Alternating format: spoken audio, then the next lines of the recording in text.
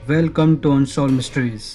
तो दोस्तों, आज के इस वीडियो में आज आप सभी देखने वाले हो साल 2007 में आई सिक नर्स के बारे में बात करेंगे। ये एक underrated high supernatural horror slasher movie है जिसे डायरेक्ट किया था थॉर्सा पॉल सिरिवाटी ने। बट अब वीडियो शुरू करने से पहले आप सभी के लिए एक छोटा सा ट्रिविया। वो कौन सी ऐसी एक चाइल्ड एक्ट्रेस थे जो कि अपने फिल्म की शूटिंग के बाद ही अनफॉर्चुनेट वे में मारे गए थे, जिन्हें अपनी खुद की फिल्म देखना नसीब भी नहीं हुई थी, और वो फिल्म आज के टाइम पे बहुत ही बड़ी श्रापित मानी जाती है। अब ये ट्रिविया जिसका मैं जवाब आप सभी को इस वीडियो के एंड में दूंगा कुछ इंटरेस्टिंग फैक्ट्स के साथ। तो अब बिना और टाइम वेस्ट किए चलते हैं सीधा वीडियो के तरफ।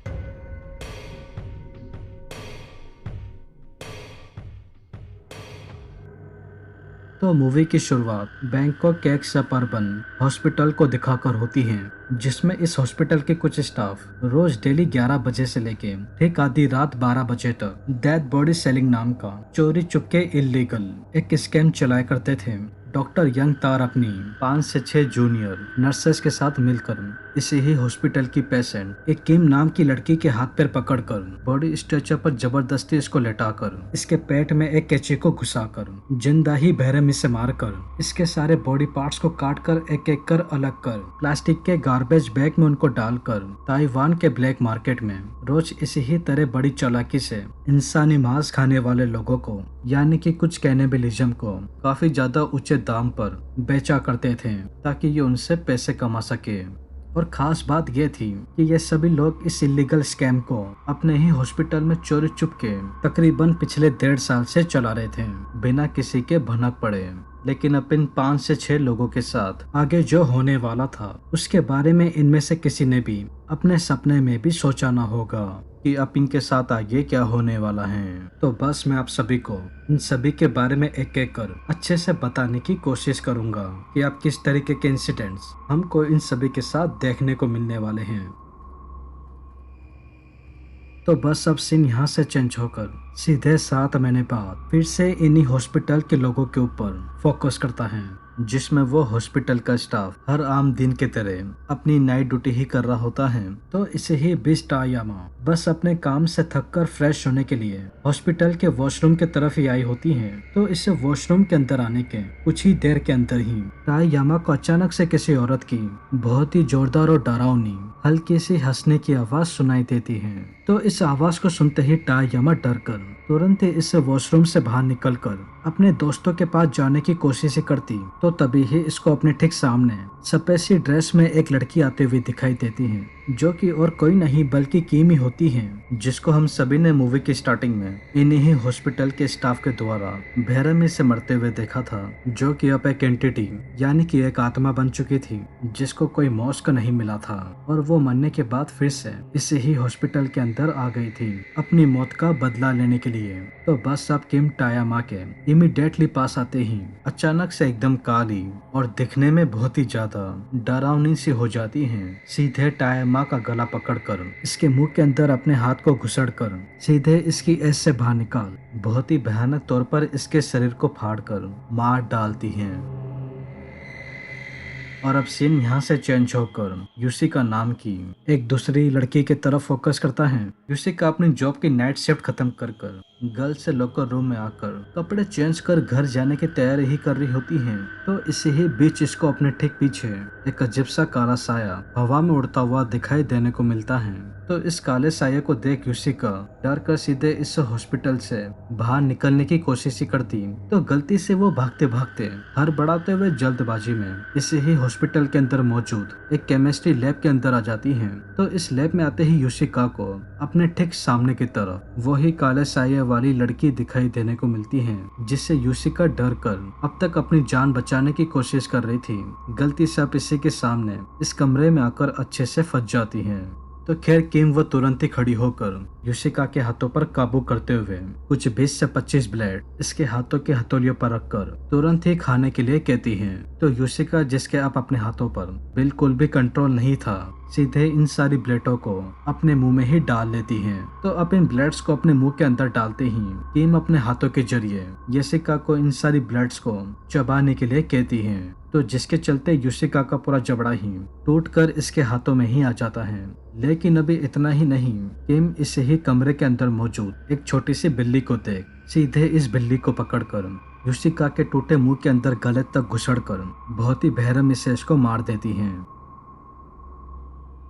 और अब सीन यहाँ से चेंज होकर किटी और चिंग नाम की दो लड़कियों के ऊपर फोकस करता है, जिसमें केटी और चिन अपनी फ्रेंड टायामा को काफी देर से वॉशरूम से दोबारा ना लौटते देख घबराते हुए उसे ही वॉशरूम की तरफ जाकर टायामा को ढूंढने की कोशिश करते, तो इसी ही बीच इन दोनों को उसे ही वॉशरूम के गेट के बाहर किम खड़ी हुई दिखाई देने को मिलती है, जिसको देख केटी और चिन डर के मारे इधर से भागने की कोशिश करते। तभी उससे पहले ही किम इन दोनों की बॉडीज पर कंट्रोल कर इनको इधर से भागने से रोक लेती है और सीधे इन दोनों को पकड़ते हुए एक ओटी रूम की तरफ घिसड़ते हुए लेकर आती हैं, जिधर ये इन दोनों के साथ एक बहुत ही तगड़ा टॉर्चर गेम खेलने वाली थी। तो बस अब इसके लिए किम केटी को एक बड़े से टब में इसको लेटाकर चिन की बॉडी को कंट्रोल करते हुए इसके हाथों के जरिए पासी में पड़ी जबरदस्ती एक कारी को पकड़वा कर बहुत ही सटास्टिक वे में केटी को इस सारी से चिन को धीरे धीरे कर काट कर मारने के लिए इसको कहती है। तो अब जैसा कि हम सभी जानते ही हैं कि केटी अब जो कि पूरी तरीके से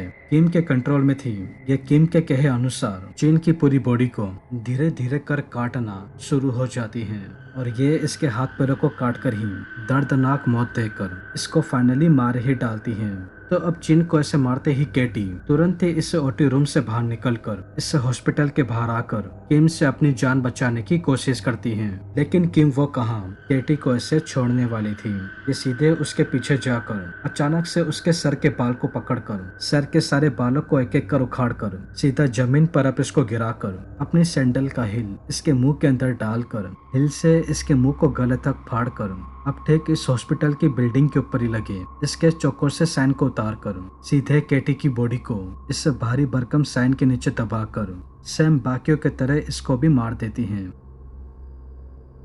तो अब इस मूवी के एंडिंग में सीन अब इधर से चेंज होकर इस हॉस्पिटल के लास्ट एंड फाइनल स्टाफ के ऊपर फोकस करता है, जिसमें डॉक्टर यंगतार जो कि अब तक हुए इन सारे इंसिडेंट से बिल्कुल ही अनजान थे, ये भी अपनी नाइट शिफ्ट खत्म कर बस अब अपने घर के तरफ ही जा रहे होते हैं। तो इसी ही बीच इनके पास युकी नाम की जूनियर नर्स घबराई हुई बहुत ही बुरी तरीके से डरते हुए डॉक्टर यंगतार के पास आती है, कहते हुए कि इसने हॉस्पिटल के कॉरिडोर के अंदर अपने सभी ही स्टाफ युशिका, टायामा, केटी और चिन की इनकी डेड बॉडीज को बहुत ही अजीबो तरीके से कॉरिडोर के अंदर पड़ी हुई देखी है। तो अब डॉक्टर यंगतार युकी के मुंह से इस अजीब सी बात को सुनते ही इसके साथ उसी ही कॉरिडोर में जाकर बस इस इंसिडेंट को फिगर आउट करते हैं। तो इनको उन्हीं ही चारों लड़कियों की डेड बॉडीज ठीक अपने सामने पड़ी दिखाई देने को मिलती हैं। तो अब इस दिल दहला देने वाले दृश्य को अपनी आंखों से देख यंगतार तुरंत ही युकी को अपने साथ इस हॉस्पिटल से लेकर जाने की कोशिश करते हैं, लेकिन उसी ही वक्त युकी को अचानक से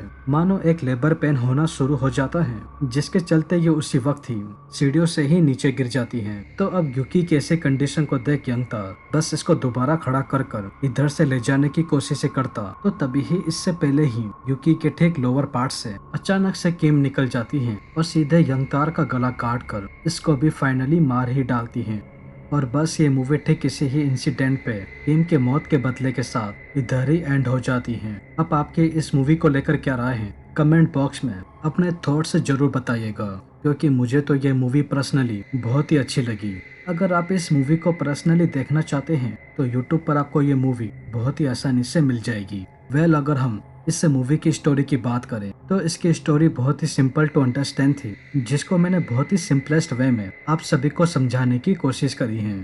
अब हम बात करें हमारे आज के ट्रिविया के बारे में, जिसमें मैंने आप सभी से पूछा था कि वो कौन सी ऐसी एक फिल्म थी उसकी चाइल्ड एक्ट्रेस अपनी मूवी बनने के तुरंत बाद ही अनफॉर्चुनेट वे में मर चुकी थी। तो उस मूवी का नाम है पोल्टरगेस्ट, जिसके थर्ड पार्ट के रिलीज होने के ठीक एक हफ्ते पहले ही हेदर रॉक नाम की एक्ट्रेस की एक हार्ट अटैक के दौरान मौत हो गई थी, जो कि इस फिल्म की लीड एक्ट्रेस थी। और ठीक उसी ही साल 22 साल की डोमिनिक डाना, जिन्होंने हेदर की बड़ी सिस्टर का रोल किया था, उनकी भी मौत उनके एक्स बॉयफ्रेंड द्वारा उनके ब्रेकअप के 1 महीने बाद ही गन शूट की वजह से हो गई थी। सन 1992 से लेके 1996 तक इस फिल्म की रिमेनिंग कास्ट भी किसी एक्सीडेंट या फिर किसी बहुत ही बड़ी सीरियस बीमारी से एक कर मारे गए थे। और बस इसे ही रीजन से पोल्टरगेस्ट फेमस होने के साथ साथ आज दुनिया भर में कहीं ना कहीं साबित भी मानी जाती है।